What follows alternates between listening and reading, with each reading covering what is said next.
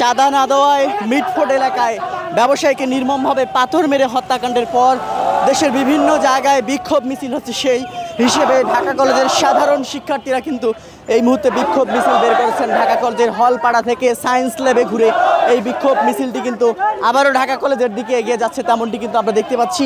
একটু আগেই তারা ঢাকা কলেজের হলপাড়া থেকে এই যে নৃশংস ঘটনাটি ঘটেছে, যে হত্যাকাণ্ডটি ঘটেছে, পাথর মেরে যে নৃশংসভাবে হত্যা করা হয়েছে একজন ভাঙারি ব্যবসায়ীকে, তার প্রতিবাদেই মূলত ঢাকা কলেজের শিক্ষার্থীরা এখানে একত্রিত হয়েছে। ঢাকা কলেজের সাধারণ শিক্ষার্থীরা একত্রিত হয়ে প্রতিবাদ মিছিল করছেন এই মুহূর্তে, তেমনটি কিন্তু আমরা দেখতে পাচ্ছি। এই মুহূর্তে তাদের বিক্ষোভ মিছিলটি ঢাকা কলেজের হলপাড়া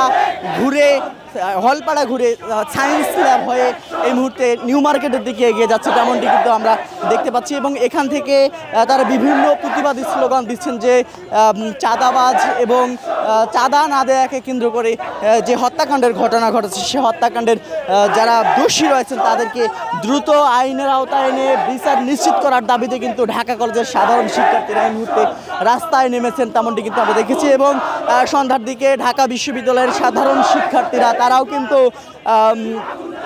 সেই হত্যাকাণ্ডের, জঘন্যতম হত্যাকাণ্ডের প্রতিবাদে ঢাকা বিশ্ববিদ্যালয় এলাকায় বিক্ষোভ মিছিল করেছেন, তেমনটি দেখেছি। এবং বিভিন্ন রাজনৈতিক দল থেকেও ইসলামী আন্দোলন বাংলাদেশের পক্ষ থেকে আমরা দেখেছি পল্টন এলাকায় তারা বিক্ষোভ মিছিল করেছে।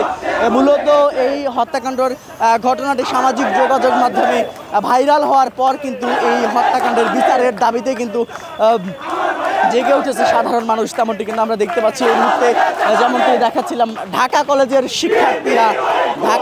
শিক্ষার্থীরা এই মুহূর্তে এই মিছিলটি নিয়ে, হলপাড়া থেকে মিছিলটি নিয়ে তারা কিন্তু এই মুহূর্তে নিউ মার্কেট এলাকা ঘুরে আবারও ঢাকা কলেজের দিকে যাবে, তেমনটি কিন্তু আমরা জানতে পেরেছি। এখান থেকে যে হত্যাকাণ্ড সংঘটিত হয়েছে, পাথর মেরে নৃশংসভাবে যাকে হত্যা করা হয়েছে তার বিচারের দাবিতে কিন্তু এই ঢাকা কলেজের শিক্ষার্থীরা এই বিক্ষোভ মিছিলটি বের করেছেন, তেমনটি কিন্তু আমরা দেখতে পাচ্ছি।